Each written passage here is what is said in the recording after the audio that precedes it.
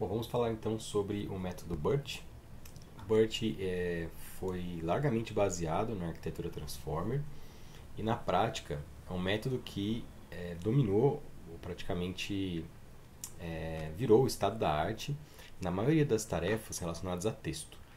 Eu vou explicar para vocês como ele funciona e alguns detalhes, né, de que os autores tiveram, as ideias que os autores tiveram para poder gerar esse tipo de modelo. Primeiro é importante dizer que ele é mais um método para pré-treinamento de encoders do tipo Transformer do que exatamente um método novo. Então, tudo aquilo que... Se você não assistiu a aula sobre Transformer, então volta lá e assiste, porque é super importante.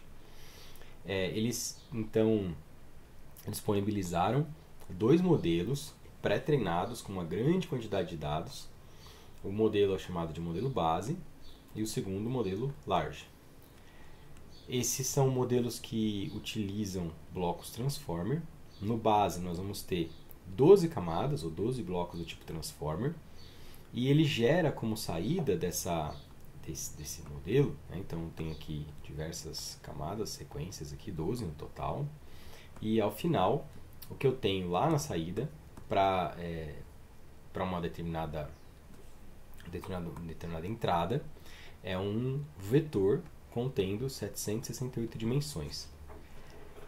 E o total de parâmetros que essa rede possui são 110 milhões. Então é um modelo bem grande que basicamente inaugura essa era de modelos de linguagem com uma grande quantidade de parâmetros que foram seguidos também por outros, que também têm uma quantidade de parâmetros até maior do que essa. O modelo large tem o dobro de camadas e aí ele se permite utilizar, ter um embedding com mais dimensões para os tokens e, finalmente, 336 milhões de parâmetros. Então, nós vamos ver que tipo de métodos que o BERT se baseou para poder gerar esse modelo que fez tanto sucesso. Bom, a primeira coisa é que a entrada ela é formada por tokens. Esses tokens eles são palavras ou parte de palavras. Além de palavras ou parte de palavras, nós temos também tokens especiais para indicar certas situações. Por exemplo, o CLS ele é um token de início, né? Então a gente vai marcar aqui o início da entrada com CLS. Depois, por exemplo, tenho a sentença: o meu cachorro é bonitinho, my dog is cute. Na sequência eu vou ter então uma separação, porque é a primeira sentença. Então eu tenho um token especial separador. E he likes playing. Notem aqui que o BERT usa um esquema de separação das palavras.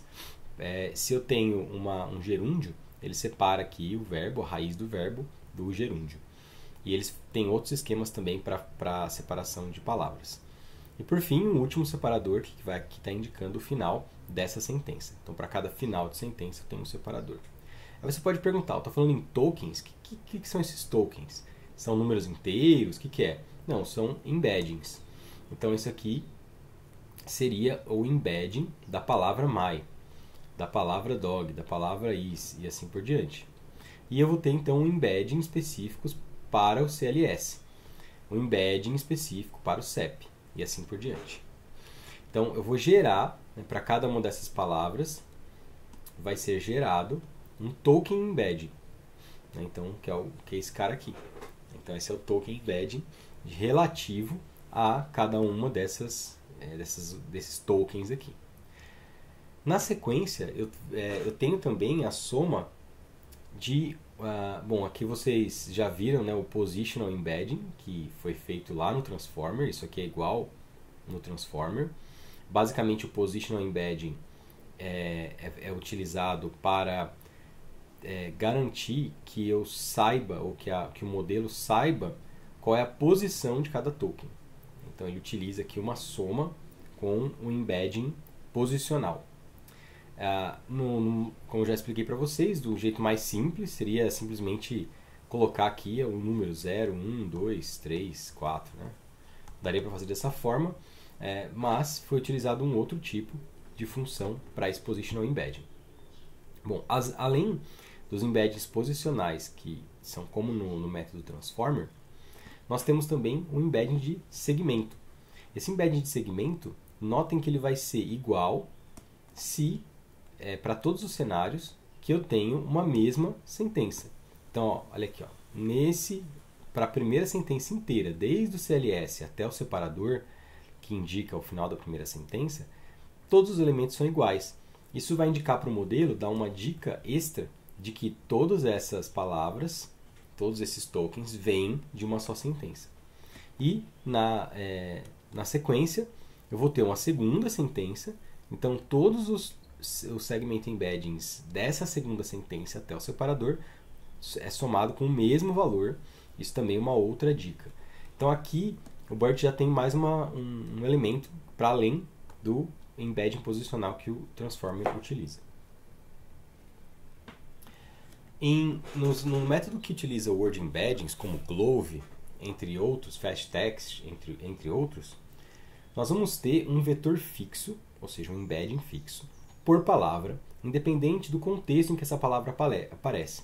Então, a palavra manga, por exemplo, se eu tenho ela manga da camisa ou manga de fruta, ela vai ter o mesmo embedding. Bateria, mesma coisa. Pilha, também.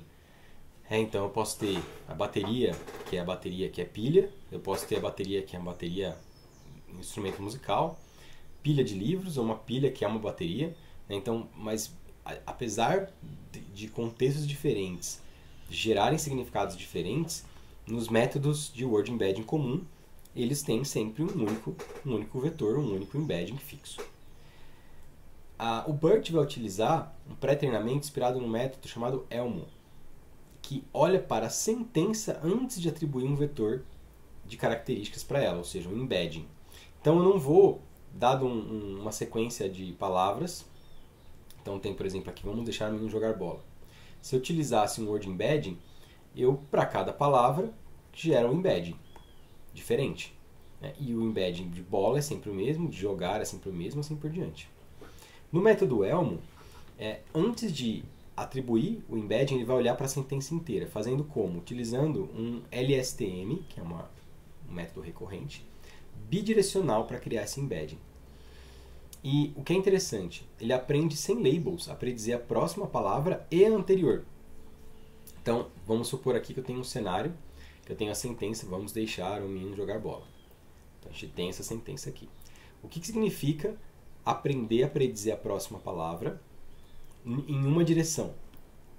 Basicamente, o que o método faz, né, com uma direção só, é eliminar ou mascarar, né, colocar uma máscara aqui de vazio na última palavra. Então, ele vai usar toda a sentença para predizer a última palavra.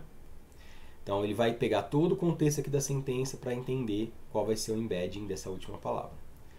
Na direção da esquerda para a direita, eu apago a primeira palavra. Então, eu vou usar bola, jogar, menino ou deixar para tentar predizer o vamos. Então, essa é a forma que se utiliza o embedding em uma direção ou em outra direção. No bidirecional, o que eu tenho além de fazer para cada direção, eu tenho também ambas. Né? Então aqui, quando eu vou ter uma palavra aqui no meio, menino, essa palavra menino ela vai ser predita, né? Ou tentada a predição, com base no bola jogar e com base no vamos deixar o. Então eu faço ao mesmo tempo uma predição numa direção e na outra. E eu vou então considerar as duas direções para gerar essa predição. É assim que o Elmo funciona, utilizando aprendizado bidirecional, então usando a sequência de palavras antes e de palavras depois para tentar predizer essa. O que é legal dessa ideia também? É que ela também permite que eu treine essa rede neural sem anotação. Porque eu tenho os embeddings iniciais das palavras, de cada uma dessas palavras. Né? Eu sei quais são cada uma dessas palavras. Então eu posso treinar esse embedding retirando uma palavra porque eu sei computar, né? Ou eu sei buscar qual foi essa palavra. Como eu mesmo que mascarei ela e deixei zero, eu não preciso de anotação, né? Os próprios dados, o próprio texto contém a anotação, que nesse caso é a palavra menino, a palavra vamos, ou a palavra bola, por exemplo. A diferença é que o BERT pegou essa ideia do Elmo, de LSTMs bidirecionais, e aplicou para transformers. Então, ao invés de eu ter uma LSTM que acompanha a sequência de palavras em uma direção e em outra direção, ele faz o seguinte, ó, eu tenho um embedding aqui, então cada embedding de cada palavra, e aí, numa sentença, e aí o que ele vai fazer é, vou utilizar para predizer a palavra 2, eu vou usar todas as palavras. Então ele está pegando aqui, vou marcar de vermelho. Então para predizer a palavra 2, por exemplo, eu mascaro a palavra 2, e aí eu vou usar tanto o conteúdo aqui da palavra 1, quanto da última palavra. Para predizer a palavra N, eu vou utilizar tanto a primeira palavra, quanto a segunda. E assim por diante. É mascarando aqui essa. Então, se eu quero aprender essa, eu mascaro essa. Se eu quero aprender a N, eu mascaro a N aqui e deixo todas as outras liberadas. Então, ele faz isso utilizando uma sequência em paralelo de módulos transformer conectados de maneira paralela. Então, eu tenho aqui todas as sequências. Eu posso ter também mais do que uma camada para poder fazer isso. E então fazer a predição. Então essa é a primeira tarefa que o BERT aprende no processo. O que é legal, né? Relembrando, eu posso pegar um texto qualquer e treinar essa rede. Porque é só eu remover essa palavra aqui, né? Zerar essa entrada, só que na saída eu sei qual que deveria ser essa entrada. Então eu treino, faço uma passada aqui, sabendo qual deveria ser a saída.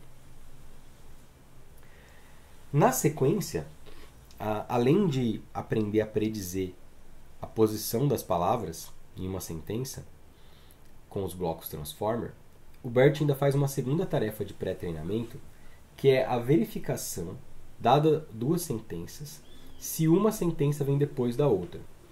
Então note, aqui eu não estou querendo predizer a próxima sentença, as palavras da próxima sentença. Só quero saber se, dado um par de sentenças, uma vem depois da outra. Então vamos supor, aqui eu tenho token de início, o homem foi ao alguma coisa aqui, que está mascarado, store, separador. A segunda sentença é he bought a gallon, alguma coisa, milk. Então ele comprou um galão de alguma coisa, leite. E tem um separador final. Qual que é o label aqui? O label é que essa frase vem depois da que aparece anterior. Então esse para aqui ele é real. Existe essa frase e existe a próxima frase. Então o rótulo é is next. Esse is next aqui seria um rótulo positivo. Então, ok. Essa segunda frase vem depois da anterior, que aparece aqui. Vamos pegar uma outra entrada. Agora, the man went. Agora a outra palavra está mascarada. Né? O homem foi à loja. E aí tem uma sentença. O pinguim are flight less birds. São pássaros que não voam. Bom, claramente aqui essa frase não tem nada a ver, né? Então o rótulo para essa sequência, o rótulo para essa sequência é not next. Ou seja, é um rótulo negativo. Como é que eu faço para gerar isso se eu tenho um texto normal? Bom, eu pego, seleciono do texto uma sentença que vem depois da outra e monto esse par como um par positivo. Eu vou montar uma outra entrada e nessa outra entrada eu seleciono uma sentença e seleciono uma outra aleatória de um outro texto, de um outro lugar, de um outro parágrafo e marco ela como negativa. Então essa também é uma tarefa que eu não preciso de rótulo, que eu posso utilizar. O rótulo ele é computado a partir dos próprios dados de entrada. E aí então o BERT vai aprender essas duas tarefas. A predizer qual é a palavra que está mascarada e a predizer se a sentença, que vem sempre duas sentenças, vem realmente uma na sequência da outra. Por fim, nós temos o método ULMFit, que é um método também de pré-treinamento. que usa métodos melhores, né, ou mais interessantes do que word embeddings normais e até do que word embeddings contextualizados, como é o caso do Elmo. Ele aprende um modelo de linguagem e uma estratégia para ajustar o modelo para várias tarefas. E aí que talvez o BERT tenha sido, digamos, brilhado nesse meio, porque ele é um modelo que, por si só, da forma como ele está treinado, ele pode ser útil, mas ele é mais legal porque você pode pegar o modelo BERT, treinado em uma certa linguagem ou multilingual, e adaptar ele para virtualmente qualquer tarefa de texto, que é relacionado com texto. O que é uma das principais partes aqui do LM-FIT? Ele faz o seguinte: suponha que eu tenha uma série de camadas do modelo pré-treinado. Lembra que quando a gente aprendeu lá a tarefa de transferência de aprendizado, o que a gente fazia? Eu pego um modelo que já está treinado, então vamos supor aqui são 5 camadas. Aí eu insiro uma nova camada, que é a minha camada de classificação, por exemplo, ou pode ser regressão, qualquer outra tarefa. E aí eu faço um ajuste fino dessas outras camadas aqui. Posso ou não fazer um ajuste fino. O que o LM-FIT sugere é que a gente faça um descongelamento gradual da última camada até a primeira. Então o que eu faço primeiro? Bom, primeiro eu congelo todas as camadas pré-treinadas e treino só a minha última camada. Suponha que eu quero fazer aqui que eu quero aprender uma tarefa de análise de sentimento em texto. Então tenho 3 classes. A classe sentimento positivo, neutro e negativo. Tem 3 classes, 0, 1 e 2, seria 0, 1 e 2. Então com essas 3 classes aqui, 0, 1 e 2 é que eu quero aprender. O BERT original ele não foi treinado para essa tarefa de análise de sentimento, ele foi treinado para predizer sentenças e palavras mascaradas. O que eu faço então? Eu vou inserir essa camada nova. Então, a primeira coisa que eu vou fazer é treinar essa camada. Então eu começo treinando essa camada por algumas épocas. Depois eu descongelo essa segunda camada, essa penúltima camada e continuo treinando. Depois descongelo essa. Depois descongelo essa, depois descongelo essa, depois descongelo essa, progressivamente. Essa é uma técnica que parece funcionar muito bem para tarefas que a gente chama de tarefas downstream. O BERT, então, utiliza tudo isso, mas mais um dataset muito grande. Ele utiliza o Book Corpus, que tem simplesmente 800 milhões de palavras, e toda a Wikipedia em inglês, que tem mais de 2 bilhões de palavras.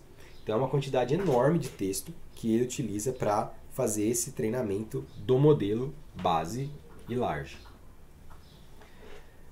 Então, como é que a gente faz, né? Dado que o BERT já está treinado, existem várias tarefas que eles chamam de downstream tasks que eu posso treinar em cima do BERT original.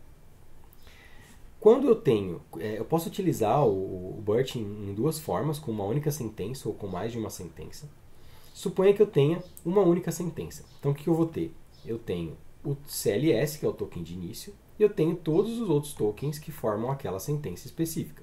Então vamos supor que eu quero novamente utilizar aqui para análise de sentimento. Lembra lá que eu tenho o embedding, né, que é formado pelo positional embedding mais o sentence embedding, o sequence embedding. E aí eu tenho todas as camadas transformer aqui no meio do caminho. Lá no final, o que eu vou ter é um embedding para cada token de entrada. Isso aqui é o legal do BERT.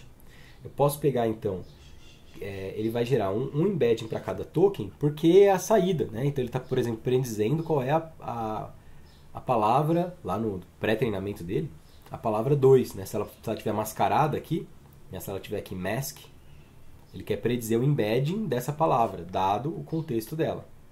Bom, o que isso me dá? Um modelo que a saída é um embedding para cada token de entrada.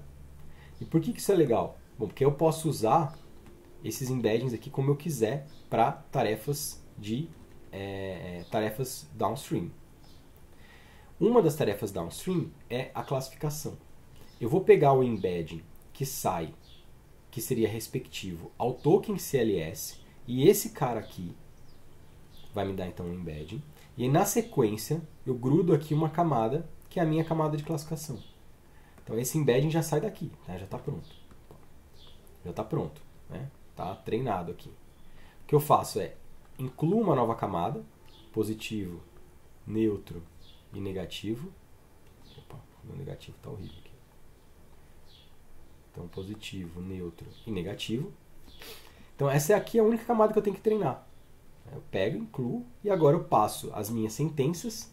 Pode ser, sei lá, um tweet, pode ser uma avaliação de um produto, como uma sentença, uma sequência de tokens. E eu vou treinar a rede para aprender se essa avaliação, por exemplo, de um produto é positiva, neutra ou negativa, com base nos rótulos que eu tiver disponível. E eu uso o BERT pré-treinado. Uma outra tarefa que o BERT pode ser utilizado é para encontrar uma resposta em um texto. Então, suponha que eu tenho, por exemplo, qual a pergunta, né? Então, eu tenho uma pergunta.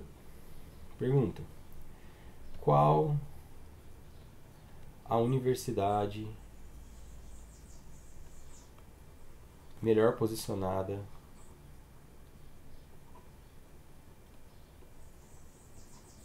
no ranking no ranking mundial, sei lá. A Universidade Brasileira.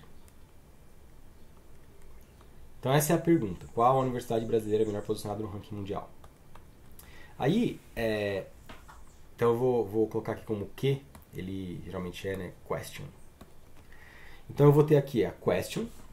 O question vai ter todos os tokens relacionados à pergunta.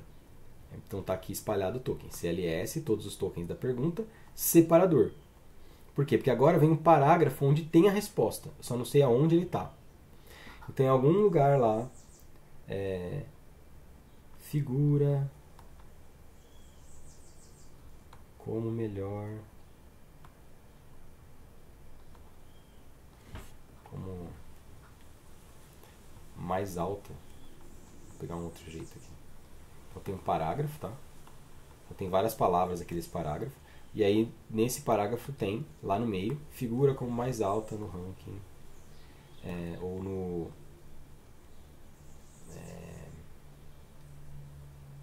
entre as BR, a USP. Vamos supor que tem dentro do parágrafo tem esse texto. Então, vem aqui na entrada todos os tokens do parágrafo, tá? Todos, não só esse trechinho aqui. Então, como é que a gente pode treinar esse BERT? A gente pode treinar da seguinte forma. Eu vou passar a pergunta e o parágrafo onde tem a resposta. E eu vou utilizar os tokens depois do separador, ou seja, os tokens de saída referentes ao parágrafo onde está a resposta, tentando encontrar quais desses tokens aqui tem a maior probabilidade de serem o início e o fim da resposta. Né? Aqui eu pus USP, né? Mas acho que vai ficar mais legal. A Universidade... Nossa, perdoem a minha letra. De São Paulo.